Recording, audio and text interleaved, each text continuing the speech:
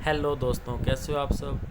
मैं सुनील स्वागत करता हूं आपका अपने ऑफिशियल यूट्यूब चैनल आदर्श एकेडमी सिरसा पे। आशा करता हूं आप सब बहुत अच्छे होंगे।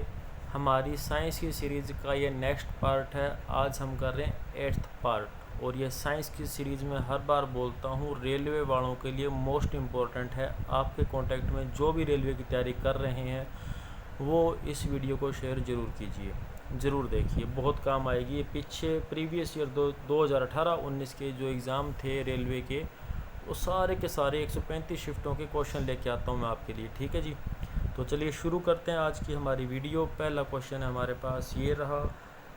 किसी माध्यम में एक कण 2.5 सेकंड में 40 कंपन करता है, यानी कि टाइम दिया 2.5 सेकंड, 2.5 सेकंड का। वाइब्रेशन कितनी कर रहा है? 40। वाइब्रेशन का मतलब 40 बार ऊपर नीचे हो रहा है ऐसे। ठीक है, तो तरंग की आवर्ती, आवर्ती का मतलब होता है बच्चों फ्रीक्वेंसी। तो इस क्वेश्चन का आंसर देने के लिए हमें क्या पता होना चाहिए?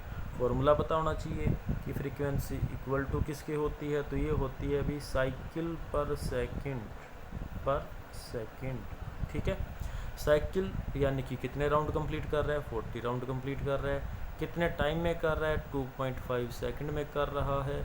इसको आप लोग कट कर दीजिए, आपका आंसर आ जाएगा। यानी कि ऊपर क्या आएगा हमारे पास, पॉइंट हटाएंगे तो 10 आ जाएगा।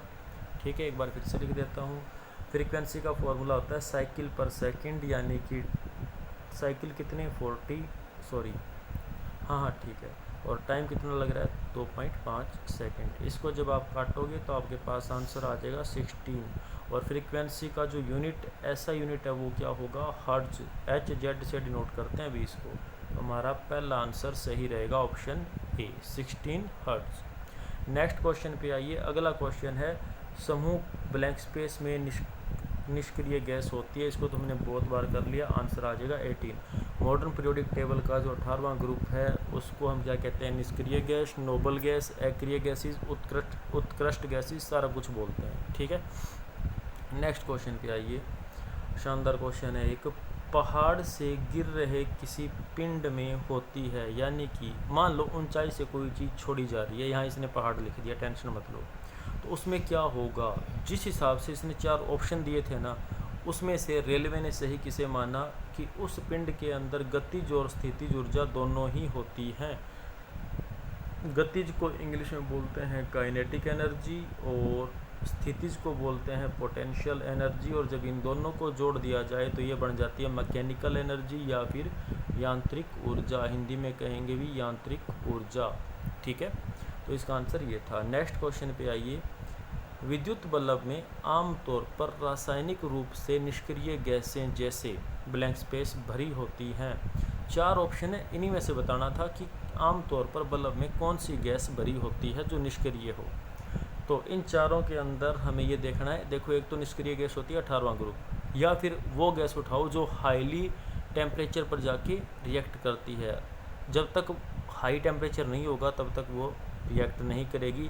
निष्क्रिय गैस होगा जैसा उसका बिहेव होगा। ठीक है, तो मौके पे जो 4 ऑप्शन दिए गए थे उस क्वेश्चन में, इस क्वेश्चन के अंदर, उस शिफ्ट में, तो वो 4 ऑप्शन ये थे। ठीक है, और इन चारों के अंदर निष्क्रिय गैस कौन सी होगी?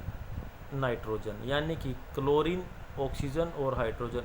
इन तीनों से अधिक हाई टेम्परेचर पर जाकर नाइट्रोजन रिएक्ट करती है। ये तीनों लोअर टेम्परेचर पे ही रिएक्ट करना स्टार्ट कर देती हैं। आगे बात समझ में। अगला क्वेश्चन, निम्न में से कौन सा सरल स्थायी ऊतक नहीं है? देखो भी बच्चों, प्लांट हो या एनिमल हो, दोनों के अंदर टिश्यू यानी ऊतक तो होते हैं। ठीक है, तो प्लांट के जो टिश्यू हैं उनको बांटा जाता है 2 टाइप में, एक सरल स्थायी ऊतक और एक जटिल ऊतक। सरल स्थायी ऊतक कई प्रकार का होता है, जटिल 2 ही प्रकार का होता है। जटिल में कौन से 2 आ जाएंगे? एक होता है जो पौधे के अंदर जल का संवहन करता है, जिसको बोलते हैं जाइलम। और एक होता है पौधे के अंदर जो भोजन का संवहन करता है, एक जगह से दूसरी जगह लेके जाता है, जिसे बोलते हैं फ्लोएम। ये दोनों जटिल ऊतक हैं। ठीक है, तो क्वेश्चन पे आइए।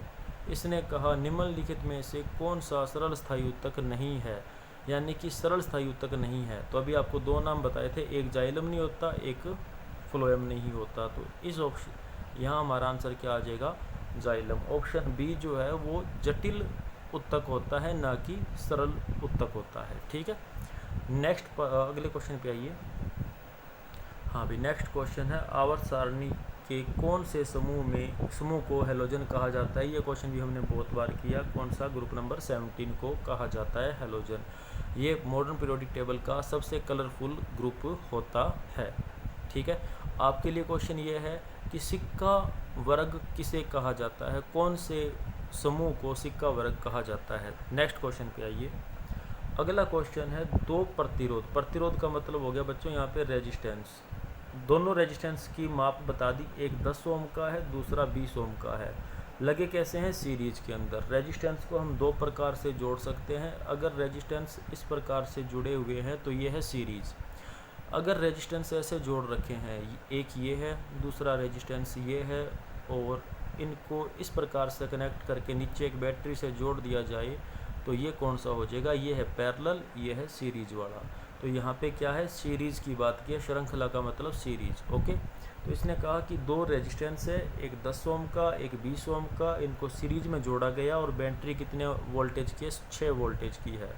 तो सर्किट में करंट की मात्रा कितनी होगी, तो हमें रेजिस्टेंस, वोल्ट और करंट, एक ऐसा फॉर्मूला ढूंढो जिनमें इन तीनों के अंदर रिलेशन हो, और इन तीनों के अलावा उस फॉर्मूले में और कोई वेरिएबल नहीं होना चाहिए।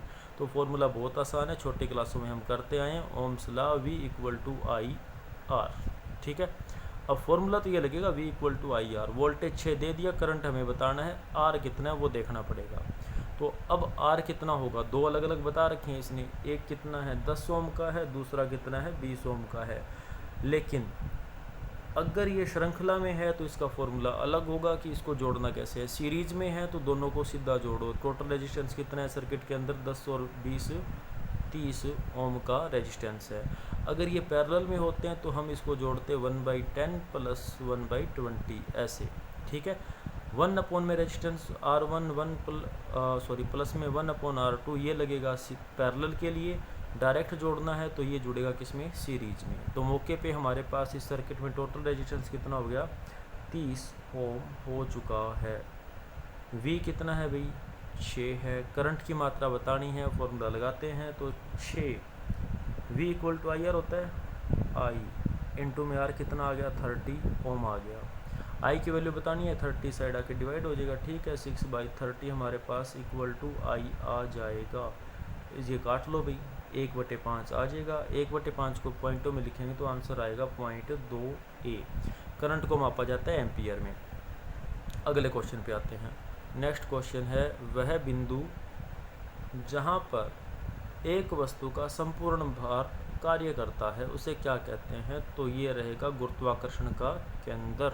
ओके, नेक्स्ट क्वेश्चन O2 यानी ऑक्सीजन की बात कर रहा है। अगला क्वेश्चन आइए, O2 इसकी बात कर रहा है। O2 का उपयोग करके पाइरूवेट का विभाजन खालिस्तान में होता है। तो बच्चों ये क्वेश्चन बायो से रिलेटेड है। जब हम सब्शन करते हैं तो उससे रिलेटेड बात ये बता रहा है कि सब्शन जो है वो दो पार्ट में होता है, एक अनॉक्सी एक ऑक्सी, यानी एक ऑक्सीजन की प्रेजेंस में एक ऑक्सीजन की अब्सेंस में। जब ऑक्सीजन की अब्सेंस के अंदर सब्शन हो रहा है तो वहाँ पे पाइरूवेट अम्ल बनता है और वो ऑक्सीजन की प्रेजेंस में ब्रेक हो जाता है। कहाँ ब्रेक होगा ये बात इसने पूछी, तो इसका आंसर आएगा माइटोकॉन्ड्रिया के अंदर, हमारा पावर हाउस। माइटोकॉन्ड्रिया का बोला जाता है बॉडी का पावर हाउस। ओके, नेक्स्ट पे आइए। रासायनिक अभिक्रिया जिसमें गर्मी उत्पन्न होती है यानी हीट उत्पन्न होगी उसे क्या कहेंगे, नॉर्मल सी बात है, ऊष्माक्षेपी अभिक्रिया कहेंगे। ठीक है, ऊष्माक्षेपी अभिक्रिया कहते हैं। तो ये थी बच्चों आज की वीडियो। अगर आपको अच्छी लगे तो प्लीज़ लाइक करो, शेयर करो, चैनल को सब्सक्राइब करो और सपोर्ट करो। Thank you.